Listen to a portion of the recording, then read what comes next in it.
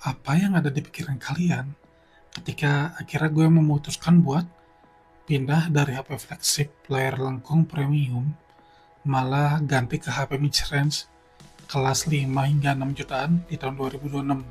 Setelah gue hitung pakai logika value for money yang ketat, Poco X8 Pro ini adalah kompromi yang paling rasional yang bisa gue ambil sekarang. Indikator pertama yang gue cari adalah kemulusan sistem pas dipakai harian. Di tahun 2026 ini, aplikasi smartphone itu sudah semakin berat karena banyak fitur AI-nya. Ya, salah satu alasannya itu. Makanya, HP rilisan tahun 2022 sama 2026 itu kerasa banget bedanya. Terutama di bagian kelancaran pas buka tutup aplikasi. Sistem operasi zaman sekarang itu butuh mesin atau chipset yang kerjanya enteng dan nggak gampang ngos-ngosan.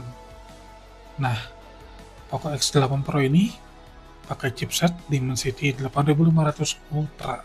Bukan berarti gue bilang chipset Dimensity 9000 itu jelek, enggak, bagus. Karena kan itu chipset flagship tahun 2022. Anehnya, chipset Poco ini kan aslinya kelas menengah ya. Tapi performanya sekarang justru ngalahin performa HP flagship mahal zaman dulu. Karena sistemnya baru, HP ini berasa enteng banget. Perpindahan layarnya mulus, dan nggak ada lagi tuh drama patah-patah atau nge-lag pas gue pakai multitasking berat. Kecepatan Dimensity 8500 Ultra ini berasa banget pas buka game berat. Proses loading masuk ke dalam game itu instan, nggak pakai nunggu lama. Buat kerjaan berat kayak editing video dengan durasi belasan menit pun, HP ini masih sanggup. Gue pakai geser-geser timeline video atau pas proses render, semuanya berjalan lancar tanpa ada patah-patah. Peningkatan fitur OS di Poco ini juga bikin fungsionalitasnya makin jelas. Pertama, sekarang ada fitur mirip Dynamic Island di area kamera depan yang bisa munculin info aplikasi secara interaktif. Kedua, sistem notifikasinya sudah terintegrasi sama lampu LED tersembunyi yang muncul di sekitar kedua kamera belakang. Jadi lu bisa tahu ada notifikasi masuk lewat kedipan lampunya itu. Yang ketiga, pengaturan suaranya jadi lebih praktis karena tombol volume up and down udah disediain di sisi kanan layar.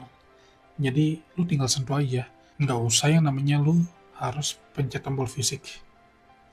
Ini salah satu kemudahan yang mungkin ada di device perangkat Apple, iPad, dan iPhone. Fitur yang paling membantu buat produktivitas harian gue, yaitu Xiaomi Interconnectivity. Fitur ini bikin Poco X8 Pro bisa langsung terkoneksi dengan ekosistem Apple. Cara kerjanya mirip banget kayak AirDrop.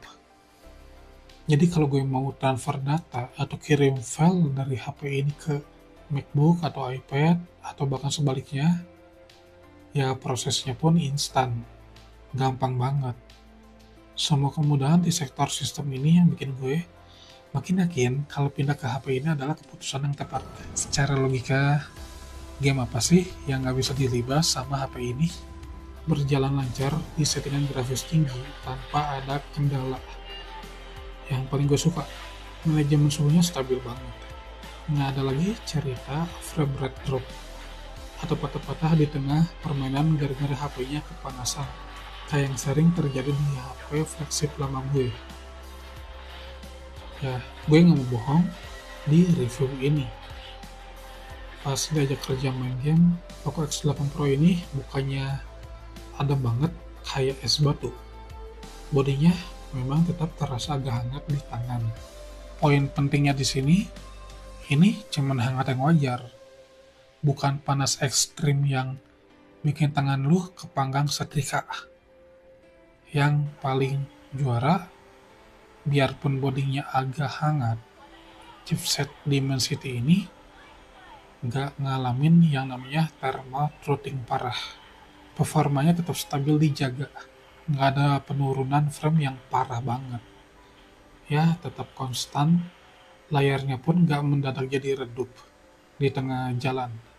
Buat kebutuhan game harian, rasa hangat ini sama sekali nggak ngeganggu kenyamanan gue pas lagi seru-serunya war. Gue tahu HP flagship tahun 2022 gue itu baterainya cukup kecil. Tiap keluar rumah, bawaannya selalu cemas. Dikit-dikit harus nyari colokan atau ketergantungan sama powerbank. Sementara Poco X8 Pro ini datang dengan bawa solusi yang masuk akal di kelas mid-range dengan harga jauh lebih murah.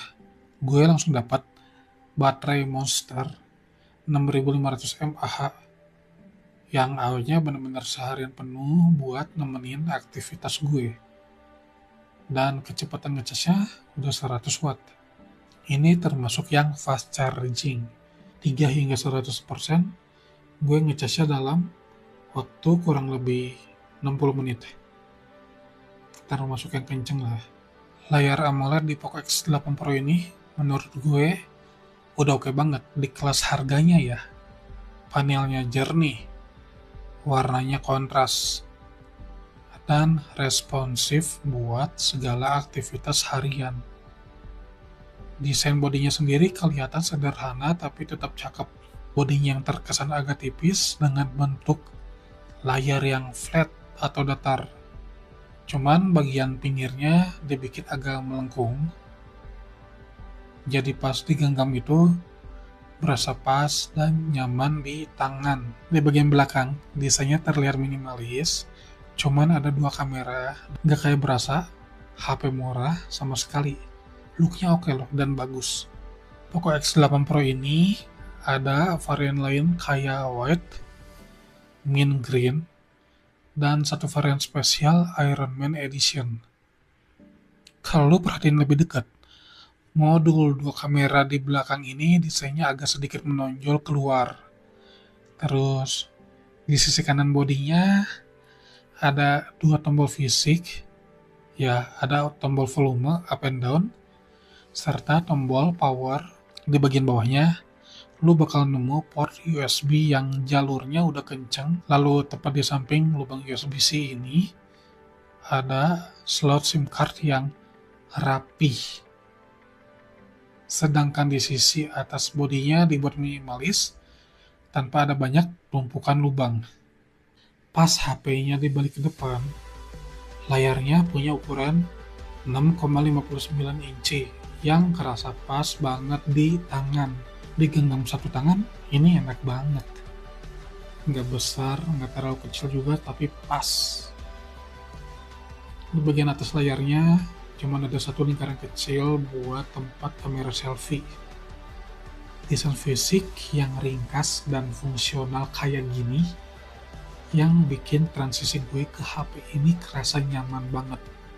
Di dalam boxnya pun lu langsung dapat soft case bawaan warna hitam matte, stiker Poco, buku petunjuk, SIM ejector, kabel data, ada chargernya. Yang paling penting, kepala charger 100 watt. Gue nggak perlu lagi ngeluarin duit ratusan ribu buat beli adaptor terpisah. Masih cukup oke. Warna yang dihasilkan tetap keluar. Tapi low light dari Poco X8 Pro ini cukup juara di processingnya.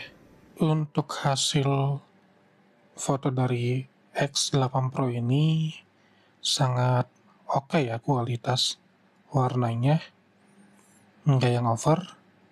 Dan yang paling gue suka di sini ada settingan khusus, ada exposure compensation yang dimana dia disediakan satu tombol touchscreen khusus buat mengurangi kalau ini exposure-nya over exposure atau under exposure. Ini sangat enak. Kita nggak harus menggeser jari kita di antara layar. Jadi kita tinggal pencet satu tombol terus slider aja. Nggak harus yang benar-benar manual, pakai feeling, Enggak, ini settingannya termasuk yang cepet sih. Balik lagi, daripada lu beli yang belasan juta, ini buat yang tim mending sih. Lu dengan harga 6 jutaan, ya meskipun gue beli di batch yang kedua, dapat diskon 5,7 juta sekian, ini sangat value for money di kelasnya.